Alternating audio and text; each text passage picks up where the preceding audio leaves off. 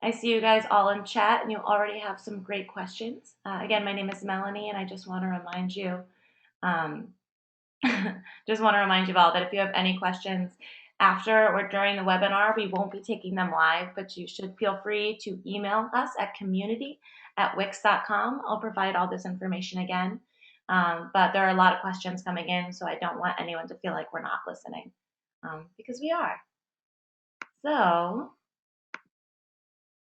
you should all be able to see my screen now. Let's see if I could get confirmation from just one person in our chat. On your screen, we should all be able to see a little paper airplane that says SEO and Wix team, February 2013. Great. Thank you, Zach Payne and Ryan and Angela, Peter. You guys are great. We're going to get started. So as I mentioned before, my name is Melanie. I'm the Community Outreach Manager for Wix.com. I am located in our San Francisco office, and I'm really excited to share a little bit today with our community about Search Engine Optimization 101. We won't be taking your questions live right now, but we will be answering over the next 24 to 48 hours, doing our best to get all answers out within 24 hours. All questions that you have based on these slides and the lecture that I'm about to give you. We're hoping to keep it under 45 minutes, so it shouldn't take too long out of your day. And thank you again for joining us. This lecture will cover some basics about SEO in general, as well as SEO and maximizing SEO as you are a Wix user as it pertains to your actual Wix site. And remember, for all SEO related questions, please email community@wix.com. We are standing by and really excited to answer all questions that you have in case I have confused you by accident. Remember, that is not my goal. So here we go. So SEO, it's a term that we all hear thrown around all the time. It's a little bit of an intimidating term, but what exactly is SEO? SEO stands for Search Engine Optimization. And what that basically means is how to make your website higher in search results. That's Google search, that's Yahoo. So optimizing your placement in the search engine. It's also how to make the content of your website more relevant for the terms that people actually type into those search engines, known as search queries. SEO is also how to manage your business activities online in order to be ranked higher, because how you actually conduct your business online, the content you put out, the consistency and frequency with which you put it out, that all contributes to being ranked higher in those search results. And how to get visitors or getting visitors to share your website content. That's huge. Making your beautiful website is a great first step, but then making it easy to share with other people once you've reached one person who likes it is a hugely important step. So how to be ranked first in search results, which I'm sure is the question that everyone wants to know. And you're all here listening to Wix.com because you want to know the magical tricks that will make your website ranked #1. And I've got some news. There are no tricks. Sorry. But the good news is that search engines are actually trying to imitate human behavior.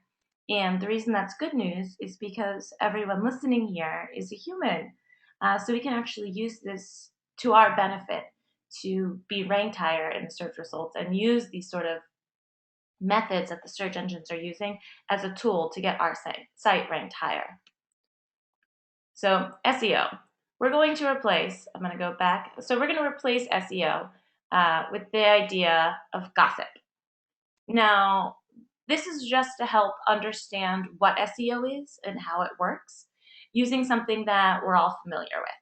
Well, I'm familiar with it. I'm not going to say that, everyone here necessarily gossiped when they were on the playground, but I certainly was aware of that happening when I was a kid.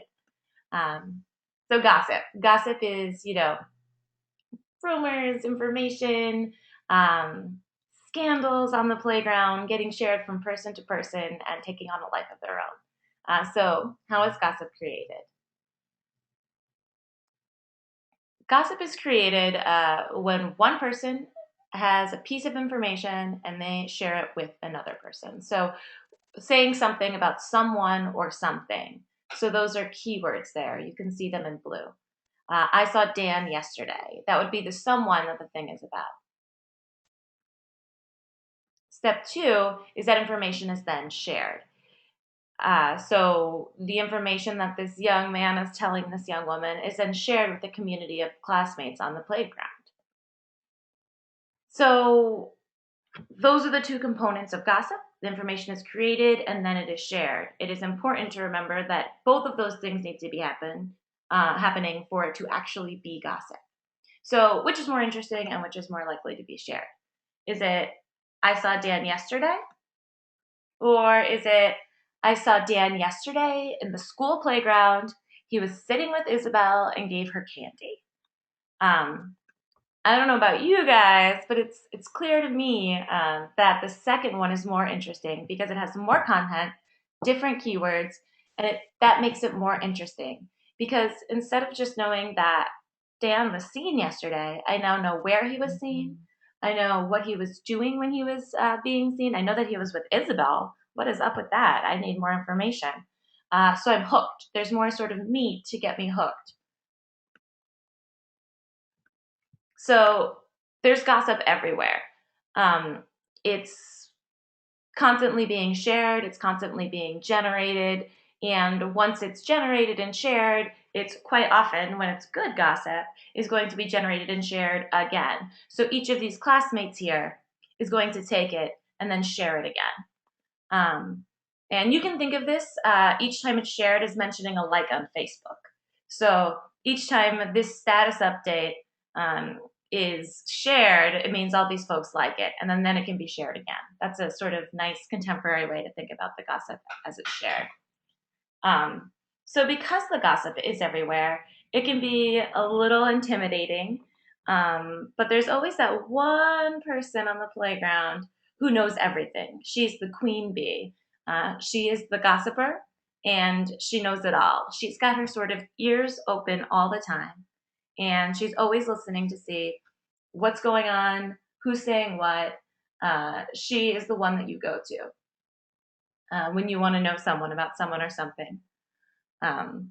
And if, I'm interested in finding out about Dan and Candy and yesterday because I heard that something happened, instead of going and talking to all of the people on the playground myself, I can just ask the gossiper what she thinks. What's going on? I want to know more about Dan, Candy, and yesterday. And she's tied to each of these, which all then bring back to her. And you can see we've numbered. The first thing that she's going to tell us is that this group over here saw Dan yesterday in the school playground. He was sitting with Isabel and gave her candy. That's going to be the number one search result because of its relevance in search terms and keywords, because of how many people it was shared with. The second one would be over here. I saw Dan yesterday in the school playground. He was sitting with Isabel and gave her candy. Depending on likes and shares, potentially was shared less. So you can see that there's sort of a ranking system going on right now as well.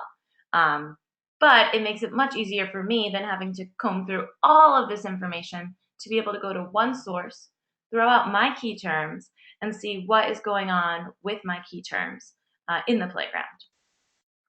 So paper airplane, moving us back to SEO from gossip, which was hopefully a helpful little switch. Let's switch out the gossiper with the search engine. So the website audience becomes the initial people sharing and creating the information. And what they are sharing is the website content. You can see the blue keywords are here. And the classmates become the community. So now your website content is being shared with the website community, with your online community. Hopefully that makes sense, because I still want to know about Dan, Candy, and yesterday, but I don't have, the queen bee to talk to. Now I have my little Google search engine to talk to. So he's going to do the same thing. He's going to go out, he's going to source all of the information that's going on with the relevant search terms, Dan, Candy, and yesterday, and he's going to give me results based on how many times my search terms were mentioned, how much content is in general. You can see this has the most content and the most search terms, and that becomes the first result. The second result has 2 of my search terms, but a lot of content, and so on and so forth. So it's similar. Instead of me entering in my question to the search engine, instead of me having to know every single website that's out there and look at it myself, I can ask one person or one robot what is going on that's relevant to me, and they do the work for me. So that is how the search engine is answering questions that we type into it. So let's talk about their ranking method. I went into it a little bit. I'm going to go over it a little bit more. So we ask our questions of the search engines and say, I'm looking for, these 3 keywords. And what they do, all search engines use an algorithm. And what that algorithm is searching is they're looking inside the website and for relevant keywords. They're looking for site architecture, which is the organization of your website.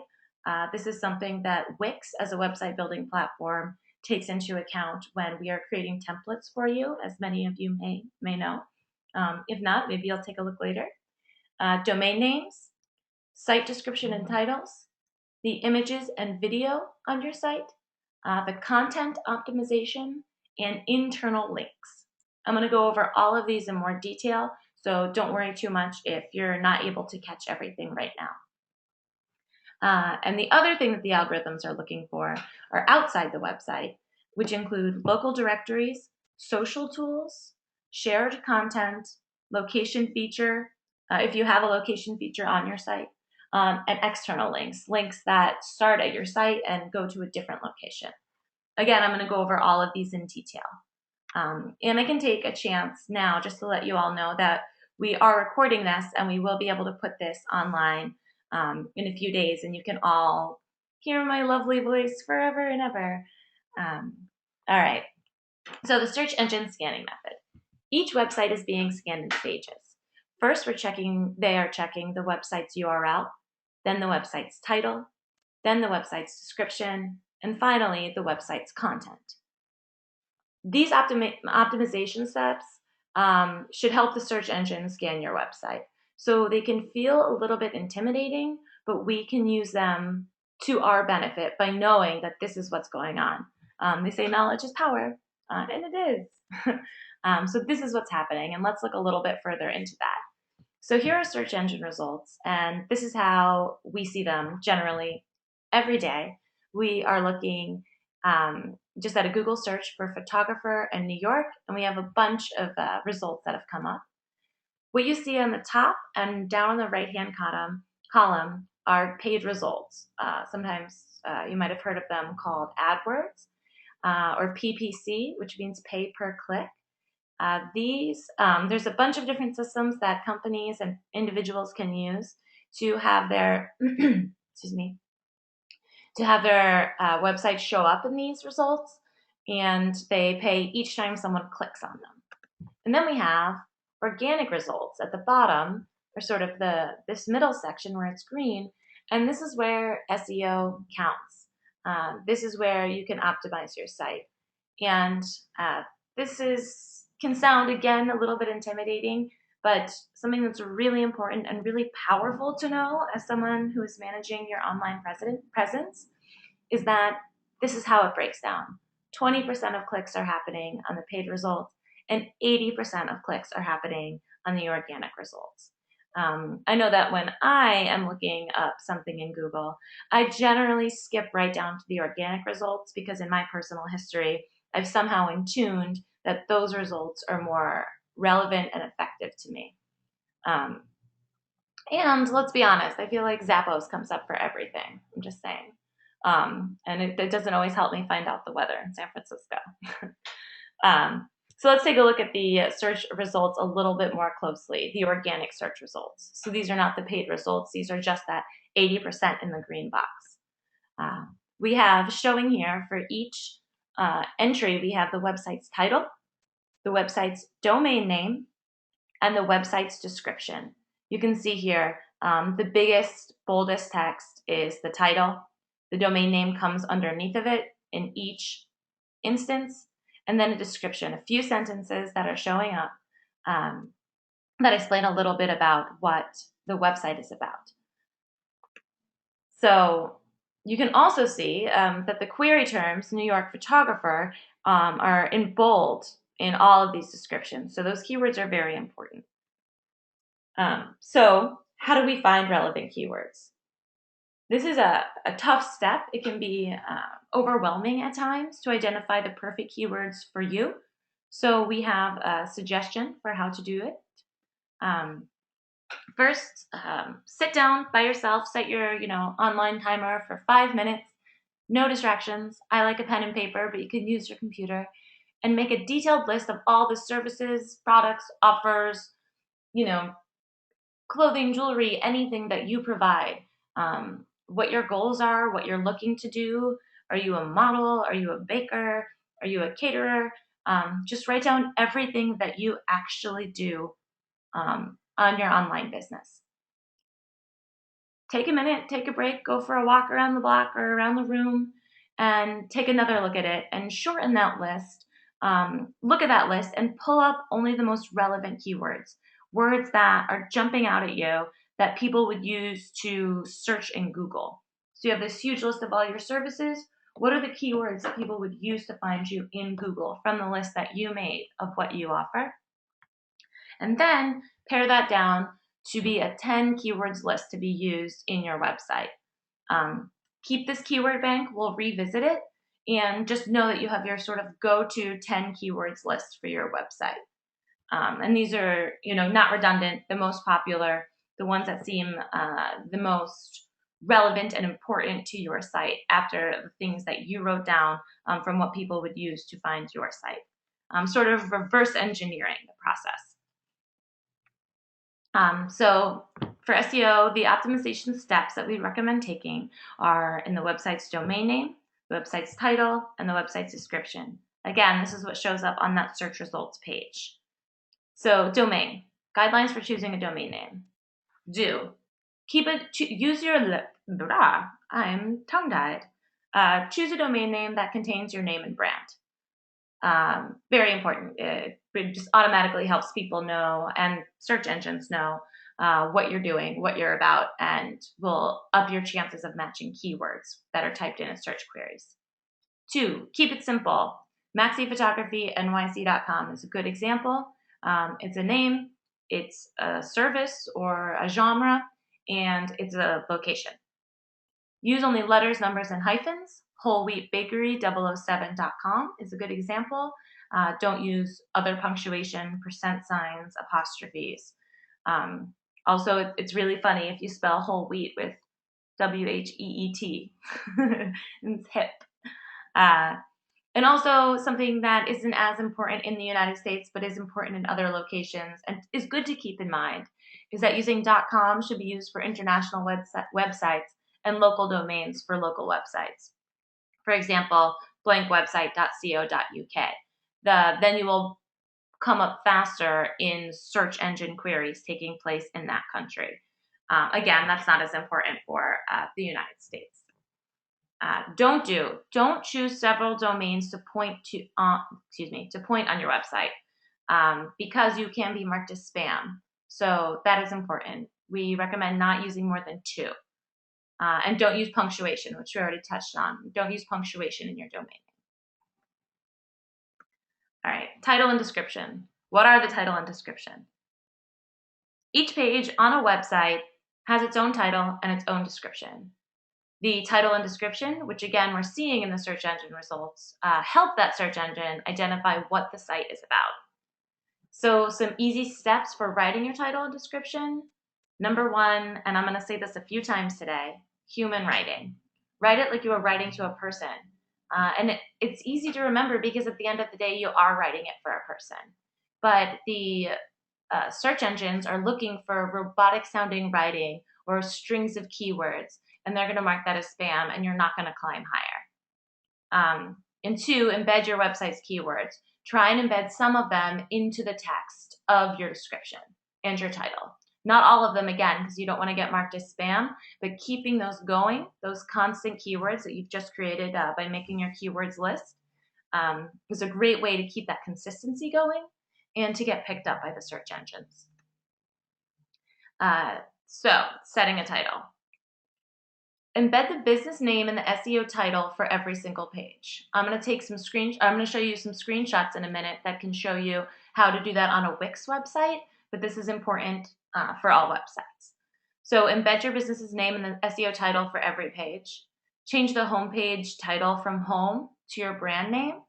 So your homepage should be the name of your business, and give the generic name of the page as well as your business's name to every page. So here's a nice example of a business called Cookie Shop.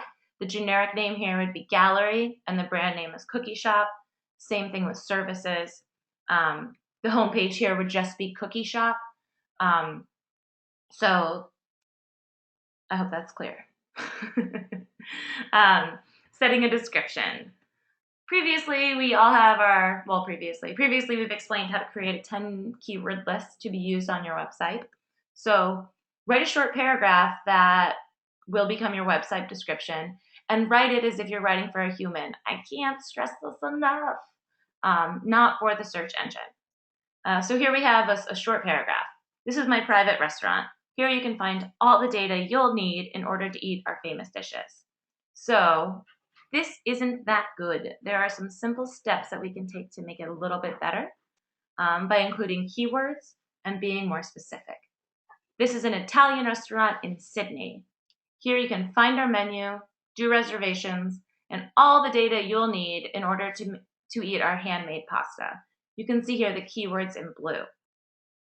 Something else that I want to mention right now, because we're talking about that 10 keyword list again, is one of your keywords should definitely be your location. Here you can see that it's in Sydney. That is very, very, very helpful. If you have a location-based business, that is very, very helpful for search engine results. Here we go. So, as I mentioned, setting a title and description is important for every single website, as long as you know some HTML code, right? Just kidding. That's so scary. It looks like the Matrix to me. In Wix, we have made it really easy. So this is a screenshot from the Wix HTML5 website editor, which some of you might already know. And you can see all of the pages of this website here: the home, about us, services, rentals, and contacts. This is a sample page. When you click on this small little gearbox, you will get settings in SEO for the page. You can see page name, page address, and then you can see exactly what we've been talking about in the SEO page settings. And it will look exactly like this when you do it yourself. You have the page title. You have a max of 70 characters. The page description. The page description. Remember to write like you're writing for a human, and embed some of those keywords in that page description, but not more than 3. And keywords. Enter in your list of 10 keywords at the bottom here, separated by commas. So you should know that the search engines will see each individual word as a search query term until it hits a comma. So if you're going to do New York, and then you want bagels to be a separate term, do New York, comma, bagels, comma, deli, going forward with what you would want your keywords to be. So we just went over the website's domain name, the website's title, and the website's description. So that's helpful. I also want to go back to the screenshot here and let you know that you can actually also be updating your page address. So with Wix, the templates will automatically import here in the page address, but you can also add the name of your business and services, about us, rentals, and this will actually become a part of the URL for that given page. Now we're going to talk about website content. We're doing really, really well on time. I hope I'm not flying through too fast, but just would like to remind everyone that you will be able to send all questions to community@wix.com, and we will have a recording of this webinar online for you in hopefully a day. So website content, why is it so important? So search engines are trying to determine how relevant your website is for search terms, how much what is going on in your website matches what people are asking them to find. And the search engine's algorithm is constantly checking several different parameters. Relevant content, so how does the actual content of your site, the text, also images and videos, how do those match with the questions that are being typed into Google or the keywords or search terms that are being typed into Google? Fresh content, when your website was last updated. Active links on your website, both internal and external. So those are links that either go somewhere inside your page or to a place outside your page. Is the data being shared? Do other people find your data relevant and important? Are they sharing it with each other? That will help you climb in the search rankings. And site architecture. How good is your website structure? How is it structured? I'm going to go into each of these in more detail, so again, don't worry about furiously scribbling or remembering them all. So relevant images. A high volume of search engine queries are for images. People will type a term into Google, and then they'll go on the side and they'll just press images, and then they will see what they want.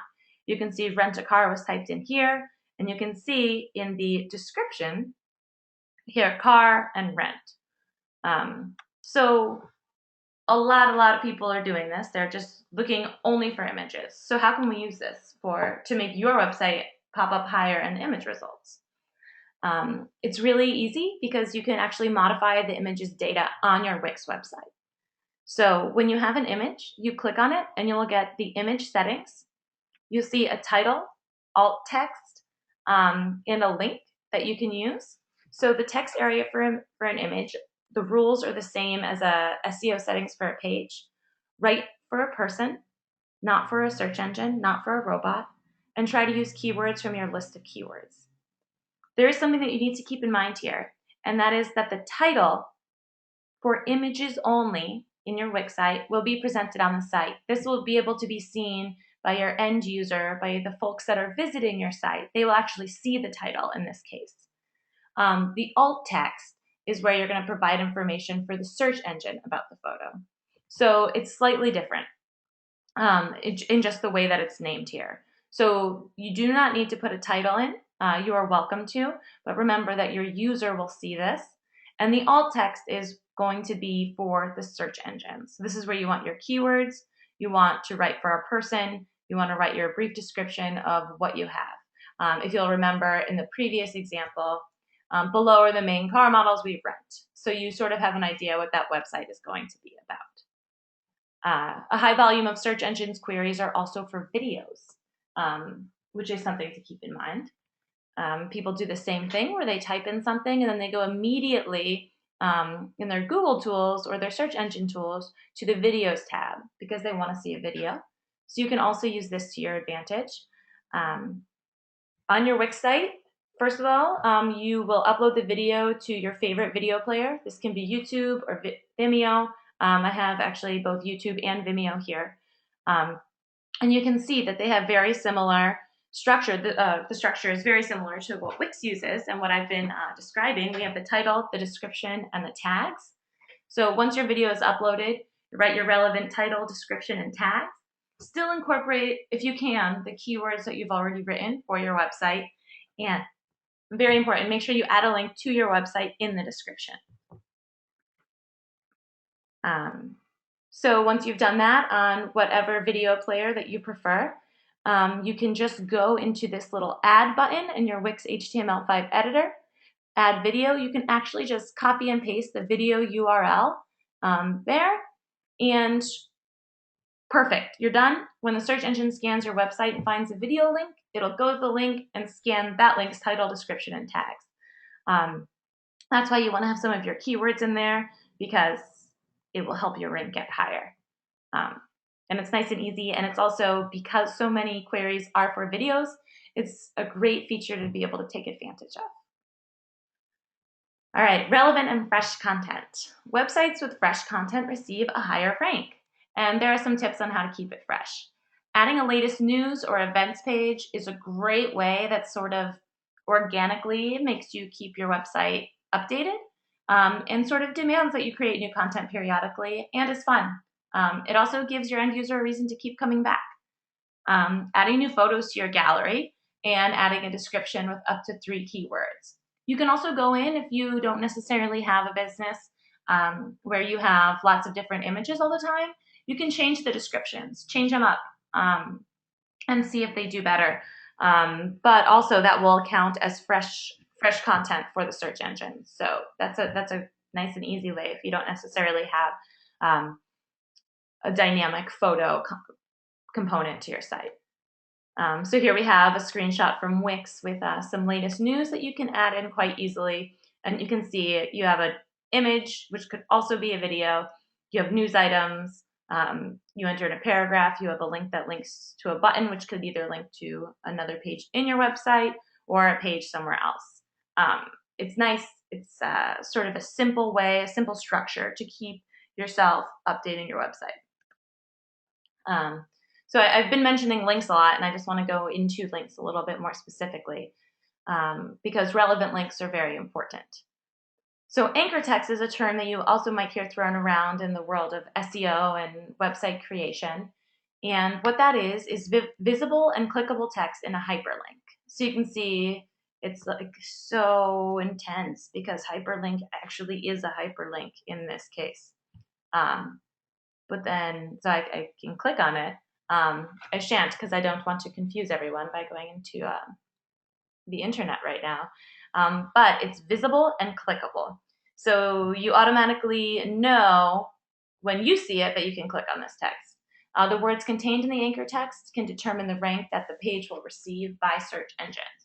So search engines are also using the text that is hyperlinked, the text that is actually linkable and clickable, and they're using the hyperlinks in a similar way that humans are using the hyperlinks. So this can really, really help. So here's a tip. Create anchor text inside a paragraph whenever you can help your visitors advance. So here's an example. Or a question, what would be best for a restaurant website? Learn about our daily specials, with learn about being the clickable, visible text, or learn about our daily specials. Which of those would be better? I'm going to give everyone approximately 5 seconds to think. You want to help your visitors advance, and you want the text to be relevant. So I thought that I had an animation that would make one jump up and be surprised. Learn about our daily specials. Daily specials is a much stronger anchor text word. Learn about, everyone wants to learn about something. It's not necessarily linked to daily specials. Daily specials helps the user advance, helps your end user advance, and it helps the search engine know what that text is actually about. Use up to 3 anchor texts per page. There can be one internal link, which links to a different page in your website. So if I'm reading about the chefs, I can have the word chefs be my anchor text, and it can link to the biographies within my own website of the chefs if I have a restaurant. An external link that links to an external page on the web. This can be a news article, another website that's relevant, that's connected to what's going on your site. Yeah, that's what an external link is. And your brand name. You can have your brand name present on a page and have that link back to your own website's homepage. So this is our suggestions for anchor text, the 3 kinds of anchor text per page that you should be using. And use it only if it helps your site visitor. You don't want to appear, again, like spam where everything's linking. And you also don't want to confuse your visitor because at the end of the day, search engines are trying to mimic human behavior. And if your website is so confusing that a human clearly wouldn't be able to navigate it because you're just trying to write for a robot, the search engine will pick it up. Very smart robot. So, relevant content and data sharing.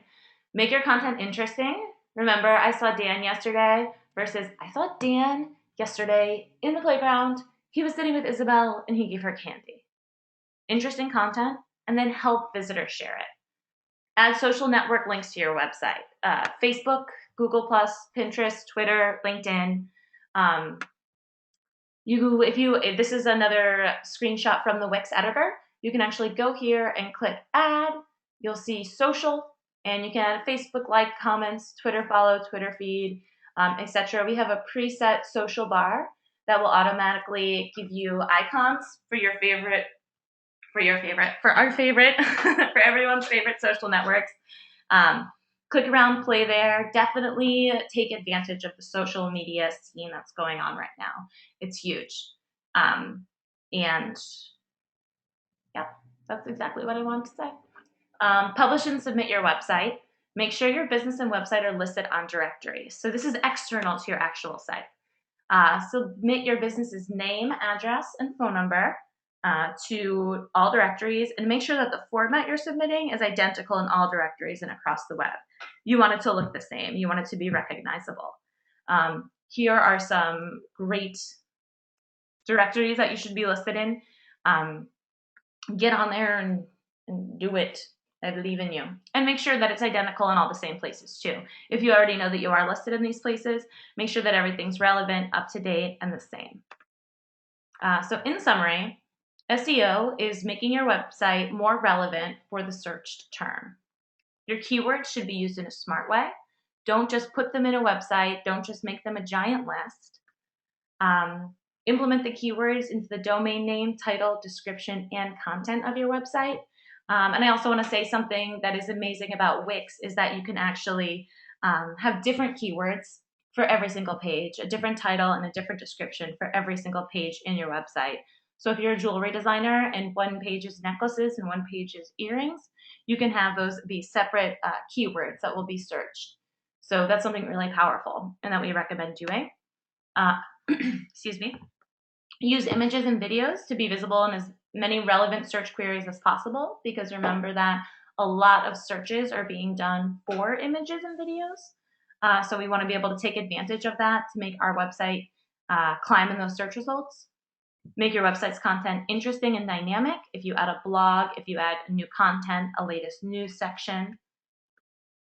Use social network features to help make your content more likable. If you'll remember all the way back to the gossip story, every time it's shared, it equals a Facebook like.